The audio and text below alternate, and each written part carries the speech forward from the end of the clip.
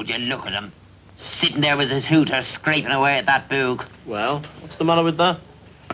Have you no natural resources of your own? Have they even robbed you of that? Well, you can learn from books. You can. No natural resources of your own. Have they even robbed you of that? Well, you can learn from books. You can you? Pah, sheep's heads. You could learn more by getting out there and living. Out where? Any old where. But not her, little Richard. Oh, no. When you're not pumping them pagan skins, you're tormenting your eyes with that rubbish. Books are good. Parading's better. Parading? Parading the streets. Trailing your coat. Bowling along. Living. Well, I am living. You? Living? When was the last time you gave a girl a pink-edged daisy? When did you last embarrass a Sheila with your cool appraise and stare? Bit old for that sort of chat, aren't you? Well, at least I've got a backlog of memories. All you've got is that book. Oh, stop picking on me as bad as the rest of them. Ah, so you are a man after all. What's that mean? Do you think I haven't noticed? Do you think I wasn't aware of the drift? And you poor unfortunate scruff. They've driven you into books with their cruel, unnatural treatment, exploiting your good nature. I don't know. Ah, sure, that lot's never happy unless they're jeering you. And where'd they be without the steady support of your drumbeat? That's what I'd like to know.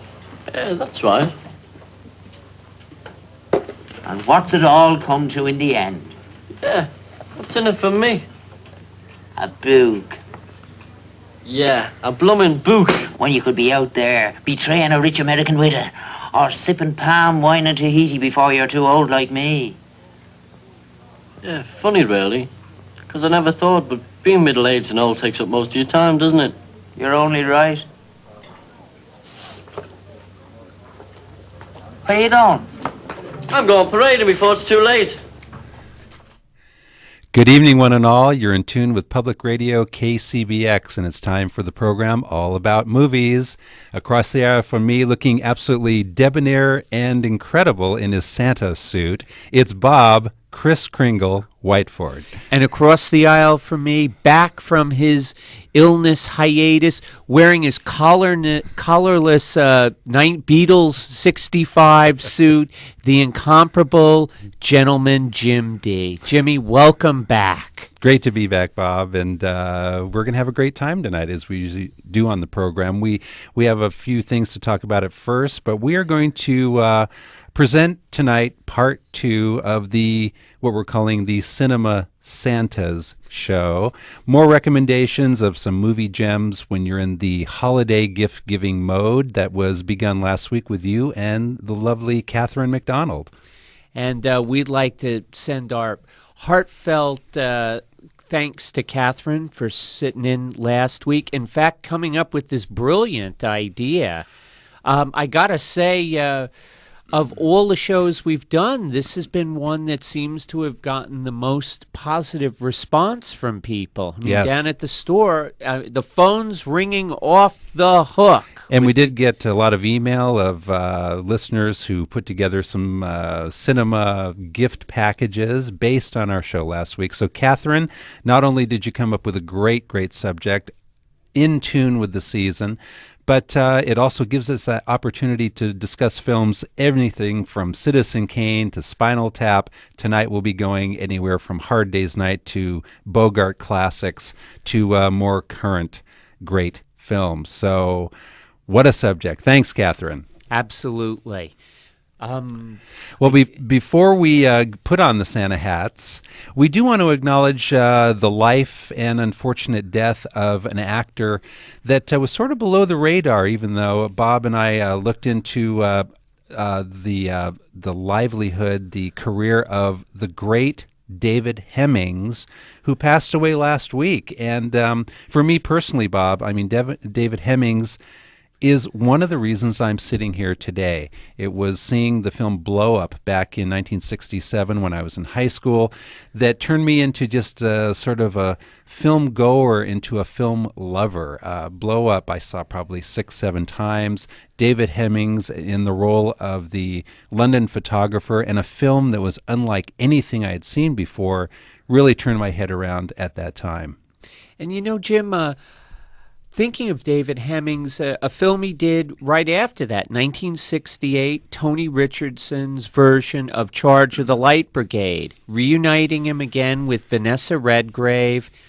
What an absolutely amazing, surreally beautiful, and yet the charge at the end, it's harrowing. It's kind of one part black comedy, one part psychedelia, one part anti-war classic, and that's Hemmings perhaps in his best leading role, because he's definitely the star of this film, and it's a strong cast with people like Trevor Howard, Harry Andrews, etc., and what a great 1-2 punch. Yes, and you know, Bob, I had no clue when I looked up David Hemmings' filmography, just films that he starred in. He was in 77 movies, which I was pretty dumbfounded by. It was 1966 that he appeared in Blow Up, and again, that movie, it was interesting because this is one of my all-time favorite classics in my history of movie going. We showed it at the theater, and I was ranting and raving about how much I loved this picture and how incredible it was. Now, maybe you had to be there back in 66, 67 to see this, but a lot of people came out of it and going, boy, that was it was a boring mess, you know. For me, Blow Up is a pivotal film, David Hemmings' performance really making it. And, you know, interestingly enough, he appeared in the League of Extraordinary Gentlemen just this past year. He was working right up to the end, even though still below the radar, in Scorsese's Gangs of New York. Gladiator. He was in Spy Game, and Last Orders with a wonderful British cast, including Michael Caine and Bob Hoskins and Helen Mirren. He, as you mentioned, Bob, today, he looked a lot different than he looked in the 60s, but still, we lost him way too soon. He was born in 1941, and he died last week. David Hemmings. I have to mention one other performance he did, 1971's Love Machine, the other Jacqueline Suzanne book that was adapted to screen. If you want a great double feature, you might want to go for Valley of the Dolls, and we know that was so bad it was good, and Love Machine. And Hemmings steals the film from a very wooden John Philip Law, playing a very over-the-top homosexual named Jerry, a homosexual hairdresser in the television industry. He must have just had a blast playing this part because he's so over-the-top, so outlandish, and his character is so far ahead of his time because gay characters these days, you know, they have their moments, but they're on more equal footing. Back in those days, they were more targets of ridicule and scorn, and his character is an equal in this film. It's a piece of junk, folks, I'll tell you right now. Total piece of junk, but David Hemmings was absolutely wonderful in this film. We are pleased to acknowledge the career of David Hemmings, born 1941 and died, unfortunately, 2003. Well, Bob, it's time to get into that cinema Santa mode, and in doing so, we got to, dress appropriately. So we even have a little theme to get us in the mood for the holiday season, for the idea of gift giving with cinema at its center. Hank?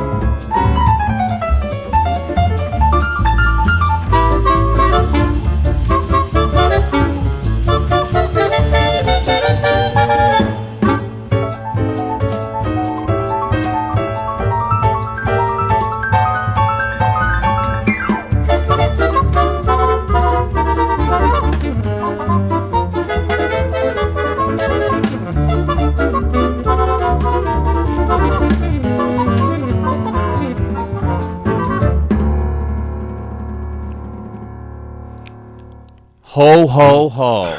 I'm ready. You look great in that Santa hat. Well, we're on Take Two, the movie program on KCBX, and it's time to make some recommendations for gifts, some recommendations of putting films together that you may want to do in sort of a package. And we're just, as Bob would put it, painting with broad strokes tonight. We're all over the place, but trying to pinpoint some films that we think that your loved one or friend would like to see under the Christmas tree. We opened with a clip from the wonderful film A Hard Day's Night, and we're asked many times on this program for a film that would appeal to all ages and to kids. And I don't know if Hard Day's Night would come to mind immediately, but it's a great film for all ages, and it holds up just amazingly well. Absolutely. And I got to say, I believe it's Miramax reissued the DVD 2-disc set. Yes. And it's beautiful. And as they say in the business, it's loaded with extras. But the best thing about it is the movie itself. Just looks beautiful. The four lads, really at their young, youthful peak, their zenith, and Wilford Bramble, who steals the picture. He's so funny in that opening clip, and he's such an anarchist, but he's very clean, right? Yeah, very clean old man. Hey, we want to get you in the mood, and here's another clip from Hard Day's Night.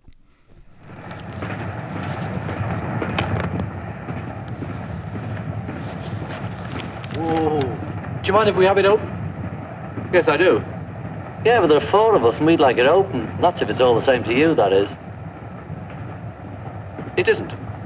I travel on this train regularly, twice a week. So I suppose I've some rights. So have we.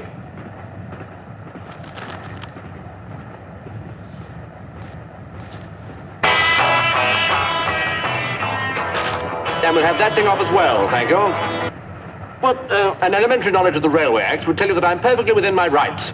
Yeah, but we want to hear it. There's more of us than you. We're a community and majority vote up the workers and all that stuff. Then I suggest you take that damn thing into the corridor. Or some other part of the train, where you obviously belong. Give us a kiss. Look, mister, we pay for our seats too, you know. I travel on this train regularly, twice a week. Knock it off, Paul. You can't win with his sword. After all, it's his train, isn't it, mister? And don't take that tone with me, young man. I fought the war for your sort. I bet you saw you won. I shall call the guard. Ah, but what? They don't take kindly to insults, you know. Come on, let's go and have some coffee and leave the kennel to Lassie. The boys on the train and bucking the establishment by, being the really nice, really great guys, but, with that little edge and that great sense of humor. Those happy mop tops. And, folks, today, perhaps we also were pointed in the direction of A Hard Day's Night. Today is the 23rd anniversary of the unfortunate death of John Lennon. And speaking of Hard Day's Night, of course, there are other DVDs available. There's the Beatles Anthology. It's about a 6 or 7 CD set. It's really remarkable. Now, Help is not out on DVD as of yet. In fact, it's probably the actual VHS is out of print. Hopefully that will get the loaded edition here at some point in the future. There is Magical Mystery Tour. Oh. That's out on DVD. I think it's still out. It was out at one time. But folks, and Jim, DVDs seem to come in and out of print so quickly. If you see something you want, it's almost like you're forced to get it while you can because it may not be there anymore. Case in point, the other day I was looking for, as a gift for a friend, Funeral in Berlin, the Michael Caine, Harry Palmer spy movie. I think we were talking spy movies about a year ago, 6 months ago. And as one of our callers said, based on the books by Len Deighton, I think it is, great Cold War classic.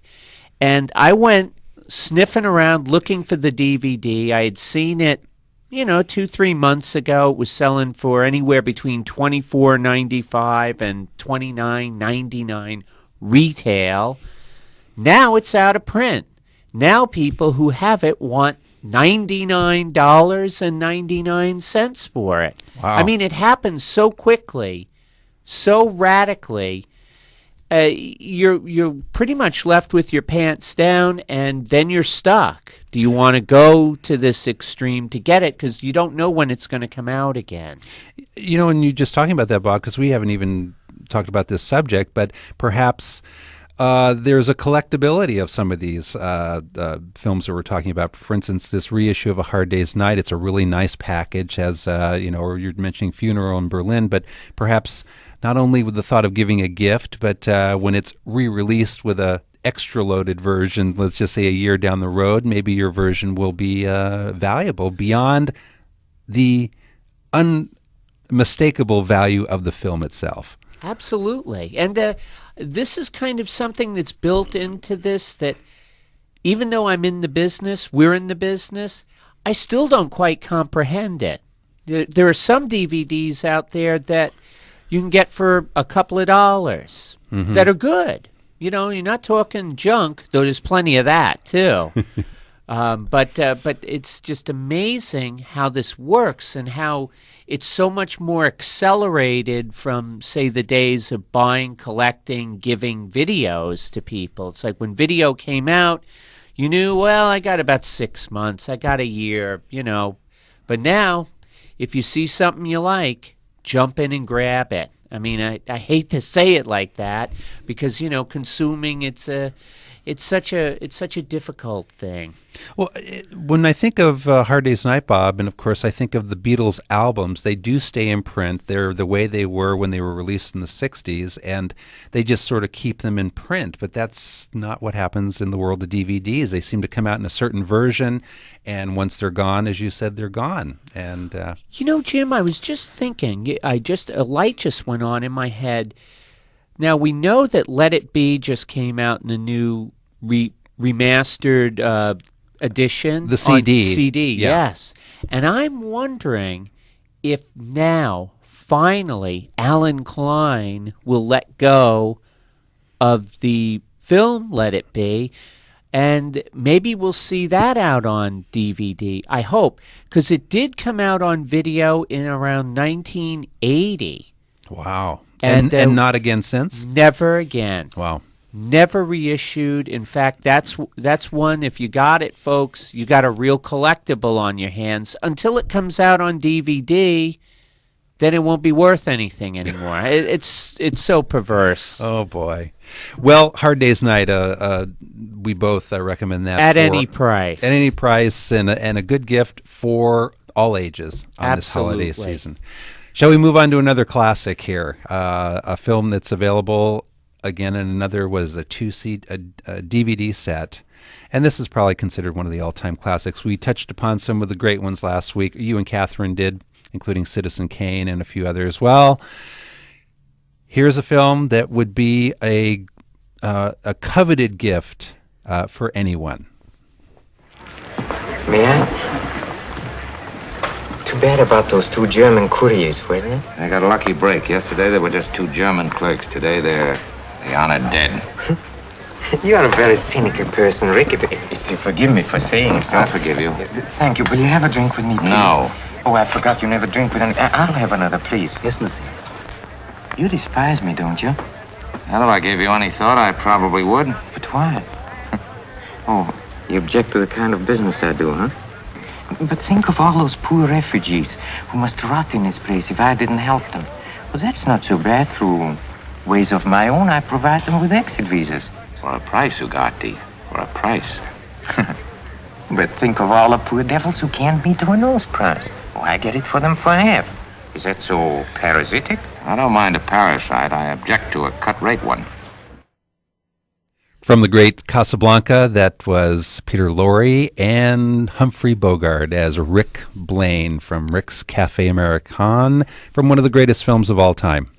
You know what's great, Jim? Bogart has crossed into the digital divide, and he hasn't skipped a beat. In fact, he's better than ever. Like Casablanca, 2-disc special DVD set, loaded with extras. I mean, there's so many stories surrounding this film. It's a legend, and they don't let you down. They give you all kinds of extras. There's a documentary narrated by Lauren Bacall, who was, of course, Bogart's wife. And Warner Brothers, I got to say, they haven't been asleep at the wheel. Just recently, they've issued Dark Passage, which is probably the most obscure Bogart-Bacall film noir. Unlike, say, To Have and Have Not, The Big Sleep, Key Largo, all of which are available on DVD as well. But Dark Passage, based on the novel by David Goodis, who also wrote the screenplay, is a terrific little film noir that was unjustly ignored at the time of its release. It was shot on location in San Francisco. It's got some great shots of North Beach and Telegraph Hill. All those places that they're running in and out of are still there, folks, and it's amazing. This is a good little movie, and it's back on DVD looking beautiful. There's also High Sierra. That just came out. They Drive by Night, early Bogart, just before he broke and became a big star with High Sierra and Maltese Falcon. This film came out in 1940. It starred George Raft, who was a big star then, and because he didn't take High Sierra, he didn't want to do it. He wanted to go hang out with Bugsy Siegel. Bogart took the role, and the rest is history. Fabulous. And, you mentioned all those DVD releases with Bogart, Bob, and putting those together, or maybe a couple of them together for a gift is a great idea. And then the other coupling, shall we say, is getting Casablanca and then the ultimate double feature, Woody Allen's Play It Again, Sam. I wish we had some clips from that. I wasn't able to get any of those today. But, folks, if you have a little time during the holidays, you get a nice DVD copy of Casablanca, sit down and watch it. Make time to watch Play It Again, Sam right after it. The two fit together wonderfully. Woody Allen not only, dovetails off of Casablanca brilliantly, but it's also a wonderful homage to the original film. They work together great. I love that movie. Yes. I just love that movie. And you know what, folks? Play It Again, Sam isn't that easy to find anymore for some reason. At one time, it was all over the place, but now very difficult to find. Features Diane Keaton, Tony Roberts, and Jerry Lacey as Bogart. Oh, it is I'll emphasize, seeing them together as a double feature, it's a great experience. It's a great night together. Fabulous. Well, Bob, there's another Humphrey Bogart picture that has also gotten the incredible treatment of a great DVD re-release, 2 CD set, but I didn't get any clips from it, specifically the movie, but one of the bells and whistles from the re-release of The Treasure of the Sierra Madre, directed by John Huston. Jim, this issue of Treasure of Sierra Madre is very impressive. I'll be honest, I think I said this last week too, a lot of these bells and whistles, I could care less because it's the movie itself that's really important. But every now and then, you get one of these special editions that is really special. And this is one. And Disc 2 is loaded. There's a John Milius documentary on the making of Treasure of Sierra Madre, and it's marvelous. I mean, Milius, aside from the fact that he's a terrific filmmaker in his own right, is also a film lover and a film historian, not unlike, say, Martin Scorsese. And he tells the story of the making of this film in a very compelling manner, and that's fascinating. But wait, there's more. There's a great documentary on John Huston himself, and Jim's got a clip from it, and it's narrated by one of the immortals of movies. John Huston made damn sure that every day was a feast. He was a master at the avoidance of boredom. Hardly a week would pass without him encountering some extraordinary adventure. John Huston ate when he was hungry and drank when he was dry. He was his own man, living his own life. Tiger hunting in India, riding with the Mexican cavalry, leading the hunt as master of the hounds in County Galway. He was a pauper in London, a raconteur in Paris, a joker, a lover, a drinker, a gambler. And somehow along the way, he found the time to create motion pictures that will last as long as the medium itself. John Huston truly was a most remarkable man. I don't think there will ever be another quite like him. Now, does that whet your appetite to check out this DVD version of the re-release of The Treasure of Sierra Madre with a great documentary on the life of John Huston and the narrator, Robert Mitchum? You know, Jim, I saw this fairly recently. This film, and I'm talking about the documentary of John Huston. We all know Treasure of Sierra Madre is an all-time classic. Bogart, Walter Huston, who is the father of John Huston, Tim Holt, great Western star, and of course little Bobby Blake is in that as well. Bad boy, bad boy.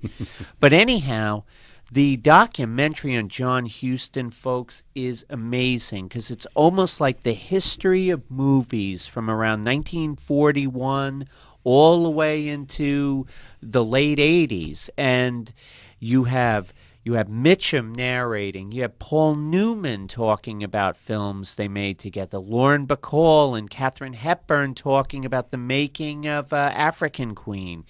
It's loaded. This is 2 hours of a total surprise. I had no idea this was on this disc, and it's amazing. Highly, highly recommended. Treasure of Sierra Madre Special Edition.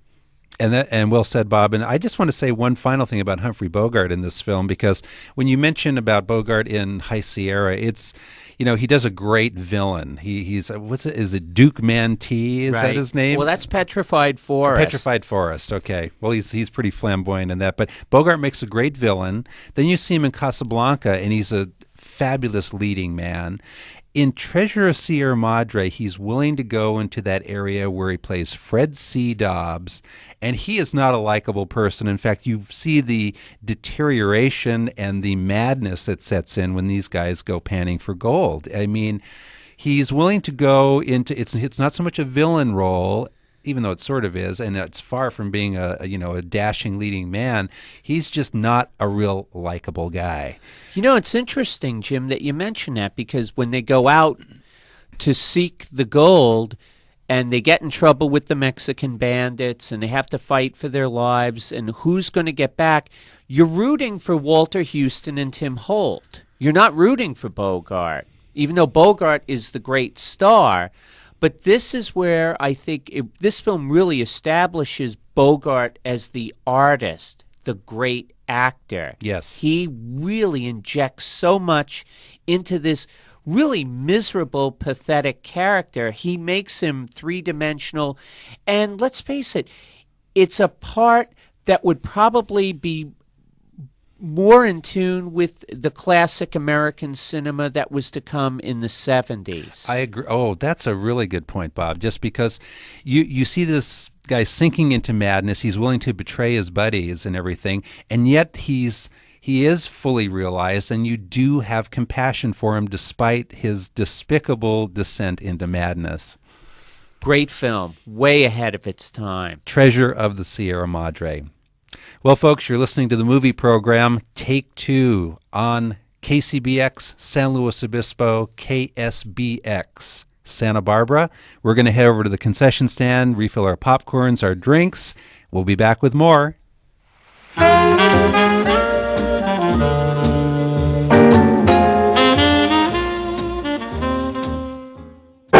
Let's all go to the lobby. Let's all go to the lobby. Let's all go to the lobby to get ourselves a treat. Delicious things to eat. The popcorn can't be beat. The sparkling drinks are just dandy. The chocolate bars and the candy. So let's all go to the lobby to get ourselves a treat. let's all go to the lobby. Don't you love the way that cuts off? You know, I gotta say, I love the lobby here at KCBX. Oh. Only in the lobby at KCBX do you have Engelbert Humperdinck vinyl, Andy Williams vinyl, Claudine Lingerie vinyl. Oh my goodness, Richard Harris. What a wonderful treat coming in here today. That's why Neil Losey is king of men. We're back on the movie program, Take Two, on Public Radio KCBX, and we're going to move on to another comedy classic that has holiday in the title. And Hank gave us a little taste of the music, and those of you who are fans of this film, here again, it's a Criterion Collection DVD release, and they're big fans of this movie. I don't know if everybody has seen it. It's a unique comedy classic, and we're going to play a snippet of that music from the film you'll probably recognize after hearing the music.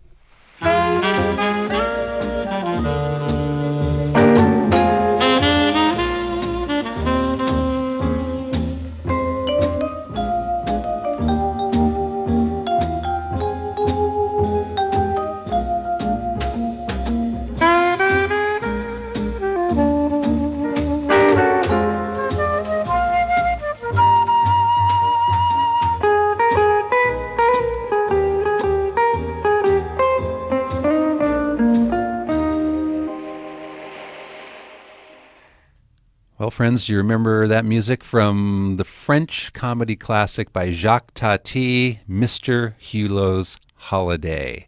It's out on DVD. This is a film that, as you were saying, Bob, while that music was playing, the music just cracks me up because in the film it it comes up all throughout the film. And you're saying this is a modern film made in the 50s, early 60s? I think this came out around 54, 55. And it's an ode. I mean, it does have sound effects and it does have music, essentially no dialogue, or the dialogue is irrelevant. It's a silent movie and it's genius. And it is, if you pulled out some of the separate gags, some of the visual puns in this film, they may not really strike a chord. It's a film that you need to watch from beginning to end. It puts you in this world of this holiday resort at the beach and maybe in the south of France. And it just, for me personally, my take on it is it just gets progressively funnier and funnier and funnier as it goes. Tati, a genius. I agree. Of the highest order. And here's one of the bells and whistles of the Criterion re-release of Mr. Hulot's Holiday. None other than Terry Jones of Monty Python fame does a commentary, not so much the audio commentary, but an introduction to the film. And who better to comment on the genius of Jacques Tati than Terry Jones of Monty Python? Here's a taste. Monsieur Hulot's Holidays was my introduction to the films of Jacques Tati. I think I saw them when they first came out in 1953 or 54, I think it was. But it's also the moment when I realised that comedy could be both funny and beautiful. Now, Monsieur Hulot's Holidays is a beautiful film for three reasons. In the first place, that Jacques Tati himself is a consummate artist, and the black and white photography and the composition are stunning. In fact, some of the shots aren't funny shots; they're just sort of postcards or atmospheric postcards, and the pacing of the whole film is quite slow, so we can sort of soak up the atmosphere of this seaside holiday. The film's also beautiful because a lot of the gags are beautiful. I'm thinking of the gag in which Monsieur Hulot has a spare tire from a car, and it falls into some wet leaves, and he picks it up, and it looks like a wreath, and it gets immediately incorporated into a funeral and stuck up on this monument. And that was a moment when I suddenly realised that you could have two ideas and produce this wonderful visual pun. I think it was Robert Browning said that a metaphor is that when you get two separate ideas and you put them together and you produce not a third idea but a star. And somehow with comedy it's when you get two disparate ideas and put them together and you produce not just a third idea but a laugh. And that's the magic moment of comedy, and the moment when comedy, for me, approaches poetry. Terry Jones of Monty Python talking about Mr. Hulot's Holiday, part of the Criterion Collection release of Mr. Hulot's Holiday and A Perfect Holiday Gift. And again, Bob, we didn't even mention this today, but, a number of Charlie Chaplin's films have been re-released on DVD, and they're wonderful. Jacques Tati is not as immediately accessible, I don't think, as Charlie Chaplin, where you just, you're drawn into Modern Times or City Lights or something like that. But give Jacques Tati a little time. Sit back, enjoy Mr. Hulot's Holiday. The rewards are you'll be laughing progressively throughout the film. That's interesting. I would say, in a sense, Tati was almost like the logical extension of Charlie Chaplin. Mm-hmm. I mean, and immortal as well. I mean, Chaplin, a giant, Buster Keaton, a giant, and it seemed like Tati, even though he came a little later, seemed to have more in common with them, and he's a pleasure. I mean, check out films like Playtime and Mon Oncle, my French, of course, abominable, but still, great stuff. Great. Jacques Tati is wonderful. And hope that's one of our holiday recommendations. Well, we have more to talk about, but of course, we'd like to hear your comments. If you have any ideas that you'd like to put out for a great gift idea, maybe if you want to talk about some of the films we've talked about tonight already. It's the holiday season. Give us a call. The number here at KCBX is 549-8855. Or you can call toll-free 1-800-549-8855. And, of course, you can write to Bob or myself at movies@kcbx.org if you have any ideas. As I mentioned after last week's show, with the Cinema Santas, we got a number of emails with some really wonderful ideas from our listeners. We really appreciate those. One of our listeners had an idea about the John Ford Cavalry trilogy with Fort Apache, She Wore a Yellow Ribbon, and Rio Grande, all starring the great John Wayne, and with the John Ford players like Victor McLaughlin, Pedro Armendariz, the always wonderful Ben Johnson. The first two also have John Agar, which I have to mention too.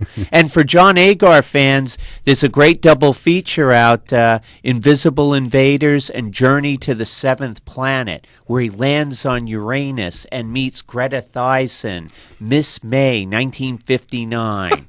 For Agar fans out there, the people from MGM were kind enough to make a great double feature. And I think maybe the same letter also included the team-up of Seven Samurai and the Magnificent Seven. Boy, I would go for that one immediately. Absolutely. Let's go to the phones. Give us your name. They're lighting up like a Christmas tree, Jimmy. Exactly. Give us your name and where you're calling from. Good evening. This is Jennifer from Santa Maria. Hi, Jennifer. I love your show, but I got a phone call in the middle of it, and I missed the title of a movie you were talking about with Bogart set in San Francisco and North Beach. Oh, Dark Passage. Dark Passage. And it's out, I'm sorry. No, it came out in 1947, and it's probably the more obscure film he did with Lauren Bacall. Oh, okay. Yeah, definitely check it out. It's a good one. It sounds like one. something my dad would know and would love. Oh, a lot of the film is filmed through the point of view of Bogart. It's as if you are Humphrey Bogart. Oh, wow. Yeah, it's Great. Interesting. And you said 1947? Correct. Great. Well, thank you very much. Thanks for the You're call. very welcome. Bye-bye. Good evening. You're on Take Two. Hello. Hi, guys. This is Bill from Slow. Hi, Bill. Hi. Hey, Jim. Blow Up. I know you're talking about it real enthusiastic, but I just got to tell you, the best thing that I took out of that movie was the Herbie Hancock soundtrack. Oh, it's a great soundtrack. It is a great soundtrack, and I would have been one of those people you talk about walking out of the theater going, good grief, what was that? Oh. And let's not forget the Yardbirds. Oh, yeah. Right, and a great cameo by those guys. Yeah, it was when Jimmy Page and Jeff Beck was in the group. So, for me, Bill, I just had an impression of what movies were. They usually had an arc where, this happens, then it resolves. And when I came to the end of it, there's a murder that maybe happened, maybe didn't. He put it together with the photographs, and then it's unresolved. And I was sitting there in the theater. I go, no, this can't end now. But it did have a profound effect on me. It was just so different, and just from that difference is what really hit me back then. I know. You don't need to rationalize that. It was a good movie and good for different people for different things. But speaking of soundtracks, now you guys were just talking about that French movie. Mm-hmm. And you played briefly some music to it, and it made me think right away. It says, wait a second. Was that Nino Rota? Was that his music that was playing in that? I don't think so. But that theme occurs throughout the entire film. It pops up all through the film, but I'm almost positive it's not Nino Rota. I mean, it was a kind of whimsical kind of... Perhaps maybe influenced by the great Nino Rota. Yeah. It reminded me of... La Dolce Vita, kind of, that kind of little ritmo that it had going there. It's like, hey. Yes. Absolutely. Okay, great show, guys. Thanks a lot for calling. Thanks, Bill. Good evening. You're on Take Two. Hello. Hi, Jim. Hi, Bob. Hi. This is Jim El Rio Grande. Hi, Jim. Hi. I was wondering if you can help me out with a definition. What is film noir, and what makes a film noir?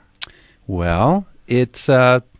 I guess literally translated, it means dark film. Okay. And it's they're kind of like crime film, morality plays that basically the character is drawn deeper and deeper into a cauldron of deceit and descent into despair. And even though he is intelligent, usually it's a he. Though sometimes it's a woman, but the woman is usually the instrument of his destruction. And they're very dark films. And I don't just mean visually, though there is a visual style that would be indicative of film noir. A classic example would be the 1947 film Out of the Past with Robert Mitchum, who was a big star in film noir. Kirk Douglas, Jane Greer, she was a great bad girl of film noir. And it was directed by a fellow named Jacques Ternier, who was a real master of black and white cinematography. I mean, he wasn't a cinematographer, but I mean, he really did some great black and white films. And the genre may have started around 1941 with The Maltese Falcon, directed by John Huston. Humphrey Bogart made quite a few film noirs, of which Dark Passage, I believe, was one. Big Sleep was another. In a Lonely Place, Harder They Fall, etc., all great films. One that just came on the other day and recorded, haven't had chance to watch it yet, was Force of Evil. With John Garfield. Oh, yeah. Perfect example of film noir. Yeah. Incidentally, that's one of Martin Scorsese's favorite films. In fact, he was very instrumental in getting that film remastered and basically pulled up from the UCLA Film Archives and given a second viewing. It had been hidden for many years because the writer and director, Abraham Polanski, was blacklisted, so the film was pretty much shelved. Well, lucky for us that it's been brought back. Absolutely. Well, thanks a lot, guys. I appreciate it. Oh, thanks for the call. You bet. Good night. Good evening. You're on Take Two. Hello. Hi there. This is DK. Hey, DK. Hey, speaking of Westerns, how's that for a segue? Sure. Perfect. In October, you're probably aware of this, on October 10th, some colleagues and I were up in Lone Pine and stumbled across that whole city goes nuts over Westerns in October. Wow, that's right. You familiar with that? The Lone Pine Film Festival. Yeah, we drove in and there were more people in Western outfits. The whole town was decked out. And we gone out to the Alabama Hills to go camping. And they put up little signs from movie sets, where they had filmed particular scenes, and you can get a guide and go out there and stand, and here's a sign showing you, here's where they filmed this scene, and there's the picture from the movie, and you're looking at where they did it. Gotta love that. It's great. I believe the set to Bad Day at Black Rock is still out there. I believe it is, too. That's the 1954 classic with Spencer Tracy, Robert Ryan, Ernest Borgnine, Lee Marvin. And Fritz Lang directed it, correct? I think that was John Sturges. Oh, John Sturges, okay. Well, we had a really funny incident because a colleague of mine, we teach at Hancock, would go to the movies down there. And I remember the Disney animated one about dinosaurs years ago. And we were watching the movie because we love Lone Pine in the Alabama Hills. And Whitney and the dinosaurs are running across the landscape, and there's Mount Whitney in the background. And we sort of chuckled. And then we saw Gladiator, and he's running back to Rome, and there's Mount Whitney in the background again, same shot. And it always shows up. So if you're ever in Lone Pine in October, it's a whole lot of fun to stop by. The whole town's dressed up, and people are really friendly, and it's just a fun thing to do. And sometimes you get to meet some great old stars. Yeah, we didn't, but I was talking to people that did. Yeah. And it's really funny. I don't know who was there this year, but I know the last few years it's been like Ernest Borgnine. You might run into Angie Dickinson. I mean, all kinds of people. Yeah, just want to drop that as a note for people who are ever up there at that time of year. So thanks a lot for a great show. Oh, thanks for that great recommendation. Take care. All right, good night. Good night. Boy, Maybe in October, Jim, we should load up the truck and head off to the Alabama hills. Maybe we'll see some of the old, some of the old John Wayne westerns that were shot up there. And I'm talking the B ones, the ones he did in the 30s, the good ones. Yeah, yes. And maybe Hopalong Cassidy and Ken Maynard and one of my favorites, Bob Steele. 549-8855, 1-800-549-8855. If you have any gift suggestions or an interesting re-release DVD. And, I want to add that a good gift is to go to any movie theater or any video store and a gift certificate. I mean, it could give a great gift and give the choice to your loved one to go and seek out some of these movies on their own. But good stocking stuffer, good gift, a gift certificate at any of your local movie theaters or video store. Bob, there's got to be a Spencer Tracy movie that was directed by Fritz Lang. Oh, sure. That's the one, it came out in 1936, where they try to lynch him. What is that Sylvia Sidney's in it, and for the life of me, I can picture it, but I can't remember the title. It's a great movie. In fact, I think it's Fritz Lang's first American film. I thought it was Bad Day at Black Rock, but I must be wrong. I can't quite remember. Maybe somebody out there can remember the film. 1936, Spencer Tracy, Sylvia Sidney, directed by Fritz Lang. Spencer Tracy, an innocent man almost lynched by a mob. It's a great picture, and Jim and I, our brains have stalled here. We can't remember what it's called. Maybe you can help us. Oh, maybe this is it. Good evening. You're on take two. Hello. Oh, I guess not. Oh, boy. Call back. We almost had you there. I'm here. Oh, you're there. Hi. I'm here. It's George from Los Osos. Hi, George. A couple of suggestions. These are really oddball things. Oh, that's fine. Okay. The first one is a current film that's out on DVD and VHS called Jane White is Sick and Twisted. Do you know that one, Bob? I can't say that I do. Tell us. It's probably going to be a cult film in a few years. It stars Kim Little, and I don't remember the director's name. It's a bizarre film about someone who's completely addicted to television. Oh, well, that... In 70s television. And the title again? Jane White is Sick and Twisted. Okay. Okay, it's out now. It's in the stores now. Nobody knows about it yet. But, nor do I. Well, no, now they do. Well, it's hard to explain. It's a very bizarre little indie film that's getting a kind of a serious following on the internet. Okay, great. It's there. The other film was came out in 1984, I think. It was filmed in San Luis Obispo, and it's called Brother from Space. Boy, I'm stumped once again. Okay, it stars Martin Balsam, and it was filmed. entirely on location in San Luis Obispo. Boy, do you know that one, Bob? No, and it sounds like it's straight to video too, which is oh, my definitely forte. And video. I don't think it is. It's the only place that I know of that it's available is a place called Sinister Cinema. Okay, Sinister specializes in that kind of like Right. B-movie, No, this is drive-in. This goes beyond B movie. This is like a D movie. We can only hope maybe a Z movie. It's maybe the worst science fiction film ever made. Oh, beautiful. Yeah, but it's the scenes from San Luis Obispo in the early 70s, which is when it was shot. It wasn't released until 84 or 86. Better still.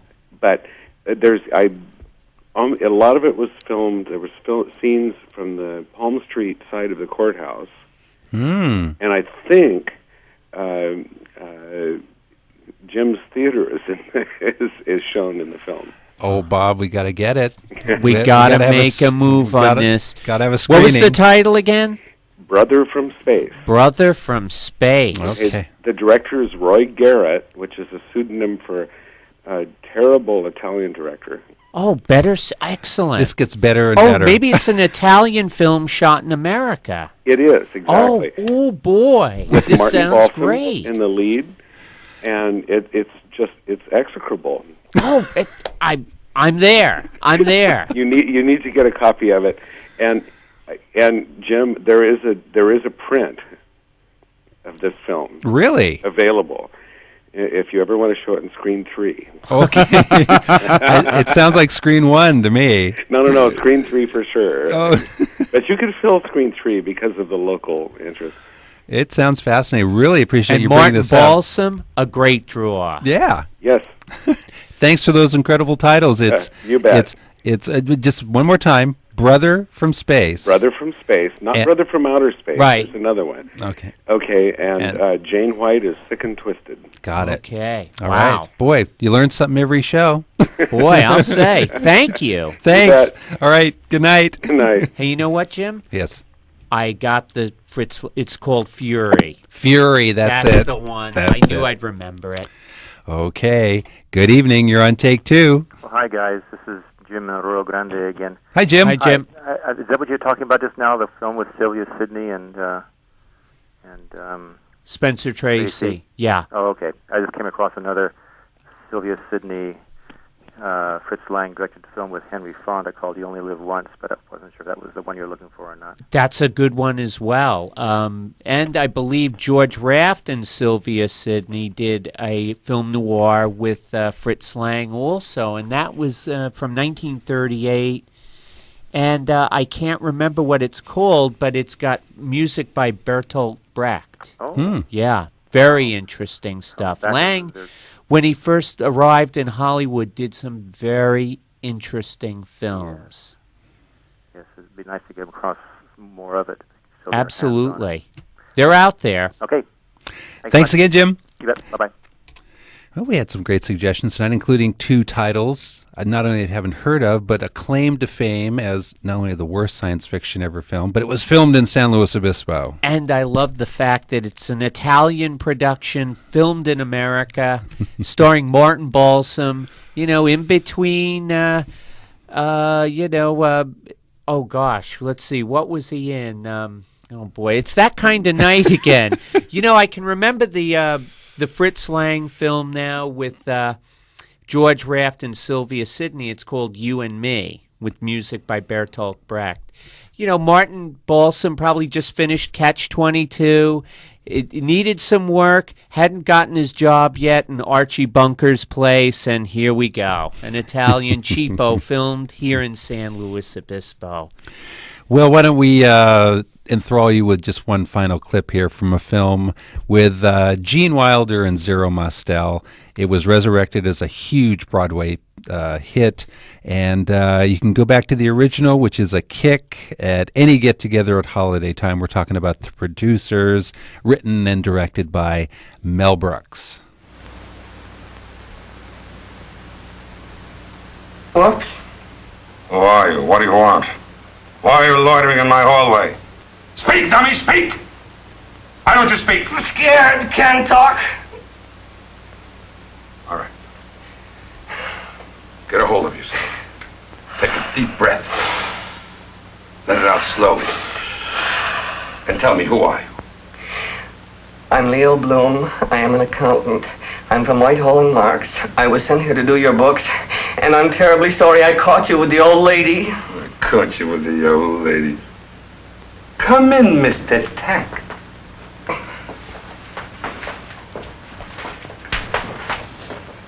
And the old lady, the immortal Estelle Winwood. Yes, yes. The producers, if you really enjoyed the original film, if you were able to see the Broadway production, there are a couple of, the original film version available, and I think there's a film version of the Broadway hit. And the new version of the old film on DVD is loaded. It's got screen tests of all these people.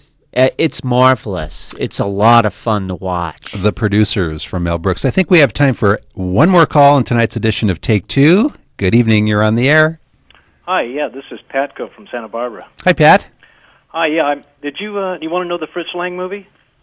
I think it's Fury. Oh yeah, Fury. Yeah, we got it. Oh, it finally dawned on me. Yeah, but isn't Fury. that a great film? I well out and looked it up.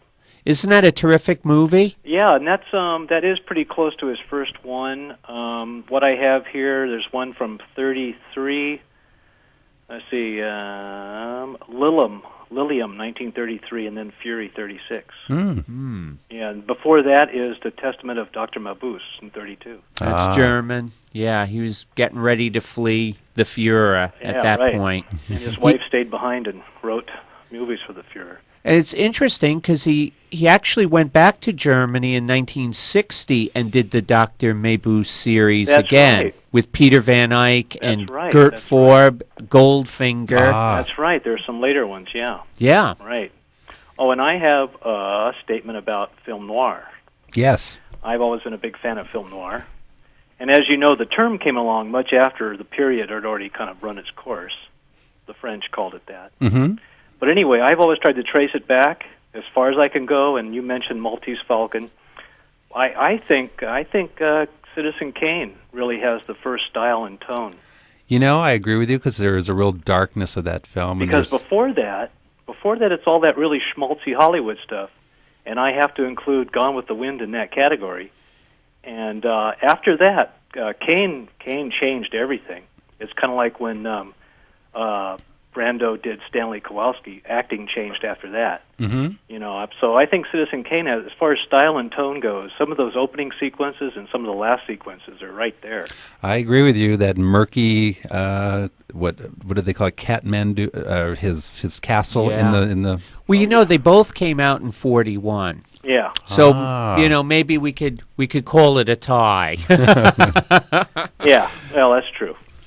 Great commentary. Really appreciate it. Okay. Thanks for calling. All righty. Bye.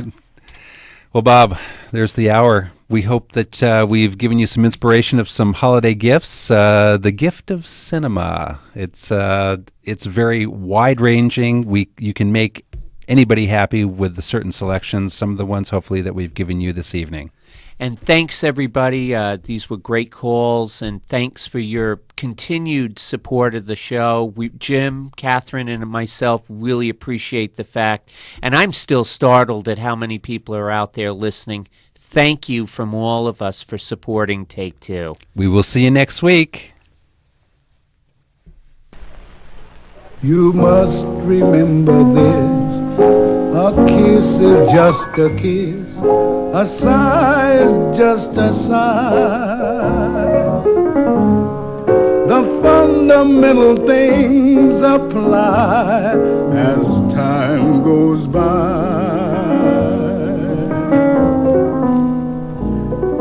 And when two lovers woo, they still say I love you.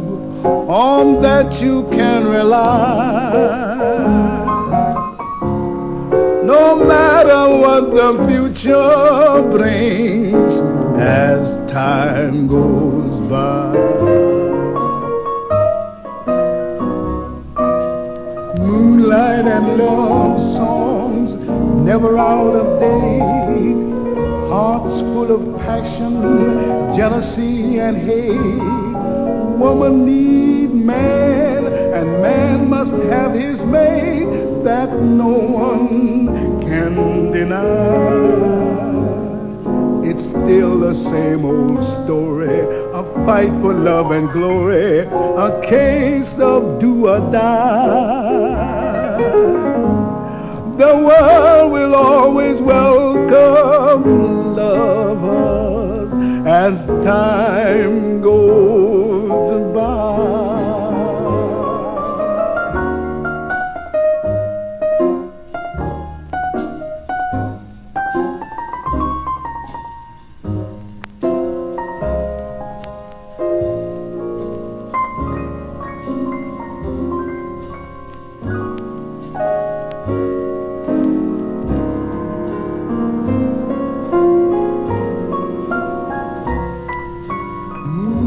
And love songs never out of date, hearts full of passion, jealousy and hate. Woman needs man and man must have his mate, that no one can deny. It's still the same old story, a fight for love and glory, a case of do or die. The world will always welcome lovers as time goes by.